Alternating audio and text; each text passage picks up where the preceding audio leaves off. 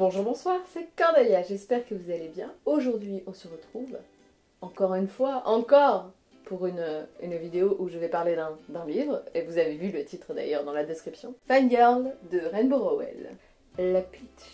C'est l'histoire de Kat, qui est une jeune fille qui rentre à l'université, sauf que Kat ne sait vraiment pas comment s'intégrer à l'université. Elle se plaît pas du tout là-bas. C'est la première fois de sa vie qu'elle quitte la maison.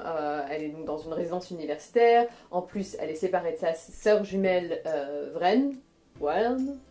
Comment on prononce son prénom? Voilà, on va dire Vren. Kat est complètement perturbée dans ses habitudes et se retrouve à essayer de s'intégrer, essayer de se faire une place, et en même temps elle a envie d'abandonner. Enfin bon voilà, ça raconte le début de sa vie d'étudiante et le début de sa vie d'adulte en règle générale d'ailleurs, puisqu'il est temps qu'elle grandisse et qu'elle quitte la maison de papa.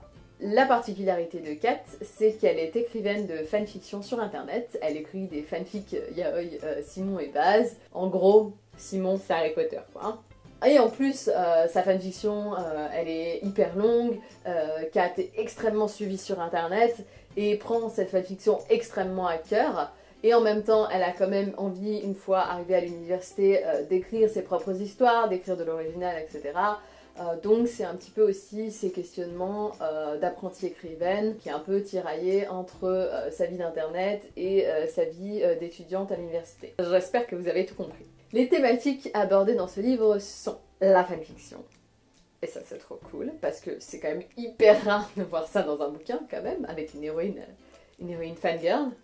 Et par la fanfiction, on a aussi la thématique de l'écriture, de l'envie d'écrire et de créer ses propres histoires, et de la question de l'inspiration, et de la recherche d'un style, etc. Enfin bon, vous voyez un petit peu le genre. À côté, on a aussi tout ce qui va être autour de la famille, en particulier des conflits, de la séparation entre deux jumelles. Il y a aussi l'histoire du premier amour, bien évidemment, parce que voilà, il faut absolument qu'il y ait un premier amour. L'arrivée à l'université, la question de l'intégration, de la construction de relations sociales, etc.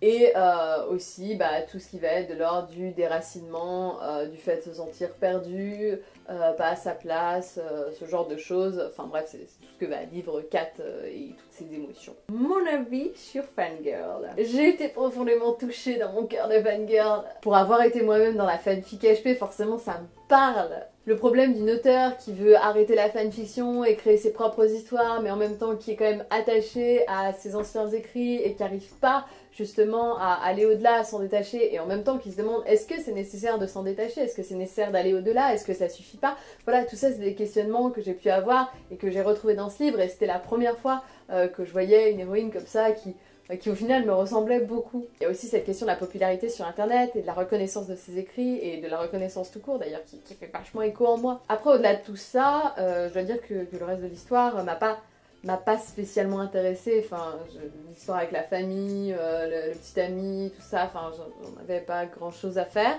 C'est une histoire qui est banale à côté quoi. L'intérêt du truc c'est Kat qui écrit de la fanfiction et qui est à l'université et qui sait pas s'intégrer et qui est une fangirl, et voilà, c'est tout.